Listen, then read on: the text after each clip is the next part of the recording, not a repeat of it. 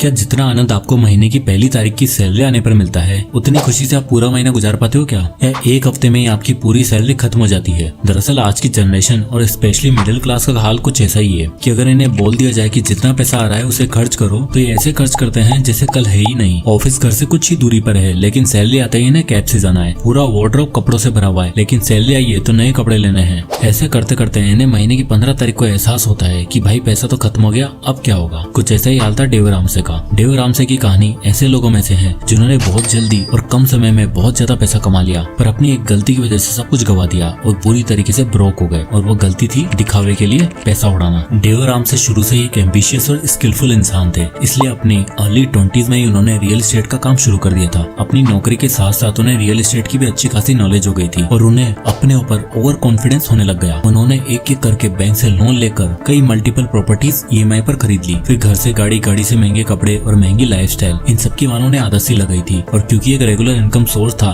इसलिए कोई टेंशन भी नहीं थी। लेकिन एक दिन उनके साथ भी वही हुआ जो लोन पर भरोसा करने वाले हर इंसान की लाइफ में एक ना एक बार जरूर होता है। जॉब गई और सारी EMI का भार एक साथ एक जगह और एक इंसान पर आ गया। और जब ये हुआ तो बैंक उनका घर ले गए, फाइनेंस कंपनीज गाड़ी घसीट कर ले गई और हालत ऐसी हो गई थी कि उन्हें वापस अपने खर्चे निकालने के लिए अपने माँ बाप के घर जाना पड़ा। एक इंसान जो एक टाइम पे अपने आप को मिलेनियर समझता था, आज उसके पास $5 की कॉफी पीने तक के पैसे नहीं थी। और यहीं से उन्हें समझ आया कि उधार और कर्जों के पैसों से अमीर दिखा तो जा सकता है, पर कभी अमीर बना नहीं जा सकता। और अगर सही मायनों में अमीर बनना है तो फाइनेंशियली स्टेबिलिटी का एक ऐसा रास्ता चुनना होगा जहां समय जरूर लगेगा, पर जनरेशन वेल्थ बनाने के चांसेस 100% से भी ज्यादा हैं। और यहीं से शुरू हुआ उनका ब्रेन स्टॉर्मिंग, बुक रीडिंग और रिडेम्पशन का रास्ता, या कह लो द टोटल मनी मेकओवर का रास्ता। और उन्होंने दिए ये 7 मनी रूल्स, जिसमें सबसे पहला रूल आता है rule number 1, have an emergency fund. दुनिया का एक बहुत ही फेमस लॉ है, मर्फी लॉ। वो कहता है कि अगर कुछ गलत होने की संभावना है तो वो जरूर होकर ही रहेगा। ठीक इसी तरह परेशानियां इमरजेंसी बताकर नहीं आती, पर आती जरूर है, जिसके लिए हम कभी भी तैयार नहीं रहते। और इसलिए डेव कहते हैं जब तुम्हारे पास इमरजेंसी फंड नहीं होता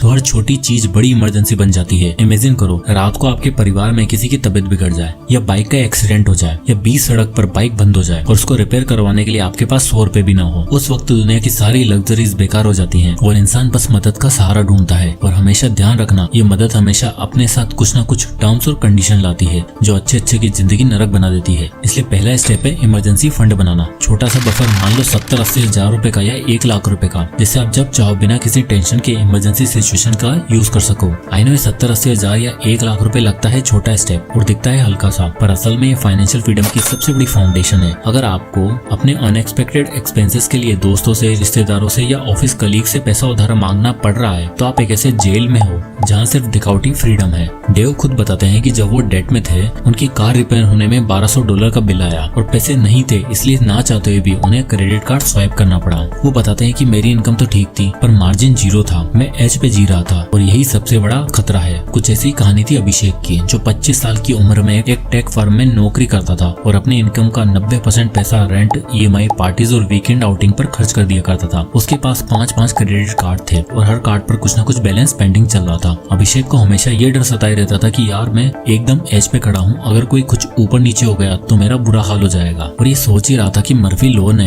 अपना काम दिखाया। एक दिन अपनी चमचमाती स्पोर्ट्स बाइक से ऑफिस जाते हुए अभिषेक का एक्सीडेंट हो जाता है और बाइक अच्छे खासे नुकसान के साथ भाई साहब का एक पैर भी टूट जाता है। बाइक का खर्चा आता है 25,000 रुपए और पैर का खर्चा आता है 1 लाख रुपए। अभिषेक के घर वाले पूछते हैं कि बेटा पैसे पड़े हैं? वो कहता है नहीं, क्योंकि जो इंसान ऑलरेडी एज पर जी रहा होता है उसके पास कहाँ से पैसा आएगा। तो उसके इलाज के लिए उसके पापा ने अपनी एक गले की चेन गिरवी रखवाई और अभिषेक का पैर ठीक करवाया। अभिषेक को एहसास हुआ कि काश पहले 1 लाख रुपए का इमरजेंसी फंड बनाया होता तो जिंदगी इतनी मुश्किल नहीं होती। इसलिए हमेशा याद रखो, इमरजेंसी फंड बनाने में बुद्धि है, वरना जिस हिसाब से आज अपने पैसों को मैनेज कर रहे हो ना, मर्फी लॉ आपको हिट करने से ज्यादा दूर नहीं है। Rule number 2, use snowball method. चलो आज मैं आपको एक इंडियन मिडिल क्लास की रियलिटी चेक देता हूँ। एक इंसान जो पिछले 15 साल से नौकरी कर रहा है, उसके ऊपर 12,000 रुपए का क्रेडिट कार्ड बैलेंस होता है, 2 लाख का पर्सनल लोन, 4 लाख का कार लोन, 40 लाख का होम लोन चल रहा होता है। और हर महीने ये बेचारा मासूम इंसान खर्चा इतना कर देता है कि सैलरी आते ही EMI, बच्चे की फी, घर के खर्चे, इन सब में उड़ जाता है और सपने सब पीछे रह जाते हैं। इसलिए डेव रामसे कहते हैं कि डेट सिर्फ एक नंबर नहीं है, बल्कि एक मेंटल प्रेशर है और ये रिश्तों पे स्ट्रेस है और फ्यूचर का रास्ता रोकने वाली एक अनब्रेकेबल दीवार है।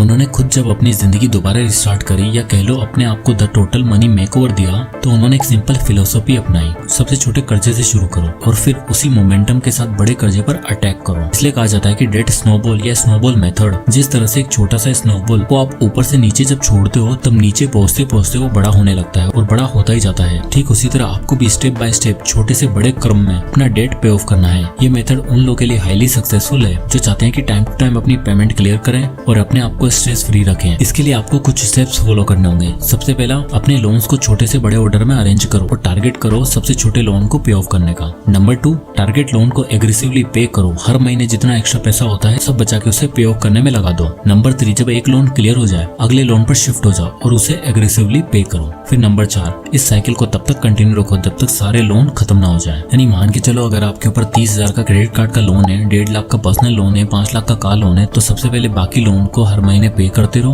और जितना भी एक्स्ट्रा पैसा होता है वो सारा पैसा इस 30,000 के क्रेडिट कार्ड को खत्म करने पर लगा दो। इससे होगा ये कि हर महीने आपके ऊपर एक साथ 3 लोन्स का बर्डन नहीं रहेगा और धीरे धीरे एक एक करके आपके सभी लोन पे ऑफ हो जाएंगे। Rule number 3 to 6 months full emergency fund. सोचो जिंदगी में कभी कभी बिना वार्निंग के तूफान आ जाते हैं और उस वक्त छोटा सा इमरजेंसी फंड एक अम्ब्रेला होता है, लेकिन फुल इमरजेंसी फंड एक बंकर की तरह प्रोटेक्ट करता है। डेव रामसे कहते हैं कि सिर्फ 1-2 महीने का फंड काफी नहीं है, हमें कम से कम 6 महीने तक का लिविंग एक्सपेंसेस जितना फंड हमारे पास होना चाहिए ताकि जॉब लॉस, हेल्थ इमरजेंसी या फैमिली क्राइसिस जैसी लाइफ लेवल प्रॉब्लम से निपटा जा सके। इंडिया में ज्यादातर लोग सेविंग नहीं करते, बस एडजस्टमेंट में लगे रहते हैं। सोचते हैं जॉब गई तो देख लेंगे, हॉस्पिटल जाना पड़ा तो लोन ले लेंगे। पर डेव रामसे का मंत्र है, hope is not a plan. अगर जॉब चली गई तो कितने दिन बिना हेल्प के सर्वाइव कर पाओगे? अगर जवाब नेगेटिव है तो इमरजेंसी फंड बनाना अब आपकी पहली रेस्पॉन्सिबिलिटी होनी चाहिए। इसलिए आप भी अपने इसेंशियल एक्सपेंसेस का 3 से 6 महीने का टोटल खर्चा निकालो। मान लो आपकी मंथली खर्चे आते हैं 30,000 रुपए, तो 90,000 से 1,80,000 तक का फंड बनाओ। Rule number 4, invest 15% for retirement and children. सोचो जब पिताजी 62 साल के होकर भी दुकान पर जाते हैं और कहते हैं बेटा आराम करना चाहता हूँ, पर हालात अलाउ नहीं करते,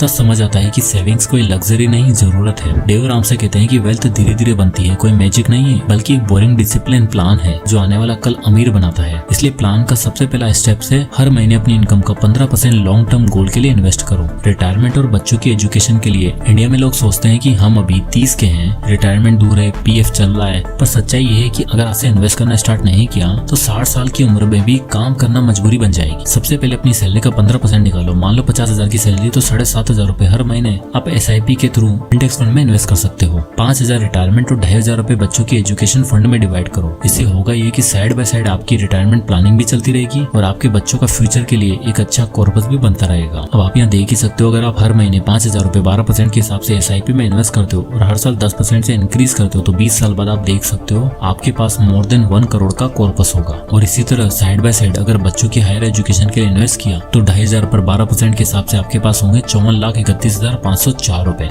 यानी जब तक आपके बच्चे बड़े होंगे उनकी पढ़ाई और हायर एजुकेशन के लिए ऑलरेडी 50 लाख रुपए आपके पास होंगे। रूल नंबर 5, पे of your home loan fast. चलो बताओ, आपका घर आपका है या बैंक का? देखने में तो सब लोग कहते होंगे कि अपना घर है, पर असल में जब तक होम लोन का एक एक पैसा चुकता नहीं है तब तक वो घर बैंक की प्रॉपर्टी होती है। और इसलिए ऑथर डेव रामसे कहते हैं पे of your home loan fast. ये सिर्फ एक सजेशन नहीं है, एक फाइनेंशियल नेसेसिटी है जिसको जल्द से जल्द आपको अपनी लाइफ से हटाना ही पड़ेगा। क्योंकि जब तक आप EMI भर रहे हो तब तक आप एक ऐसे इनविजिबल चेन से बंधे हुए हो जिसमें हर महीने आपकी सैलरी का पहला हिस्सा बैंक का होता है और बाकी जिंदगी बाद में आती है। और इसी जाल में फंस गया महाराष्ट्र का एक छोटे से गाँव का आया लड़का मितेश, जिसने 40 लाख का लोन लिया 20 साल के लिए। मितेश ने सोचा कि 40 लाख के लोन के ऊपर 9% के हिसाब से बनता है कुछ 36,000 रुपए। उसको लगा 70,000 की सैलरी, उसमें से 36,000 निकालना आसान है। पहले 5 साल तो सब ठीक चला, पर फिर 1 साल आया जहाँ जॉब स्विच के चक्कर में 3 महीने की सैलरी डिले हो गई, EMI का ऑटो डेबिट फेल हो गया, सिविल स्कोर गिर गया और बैंक ने वार्निंग दे दी। मितेश समझ रहा था कि EMI भर रहा हूँ मतलब घर सेफ है, पर असल में अगर 3 महीने भी मिस हो जाते हैं तो बैंक ऑक्शन नोटिस भेज सकता है, यानी आपका घर आपकी आंखों के सामने से नीलाम किया जा सकता है और एक झटके में सब पैसा, सारी दी हुई EMI,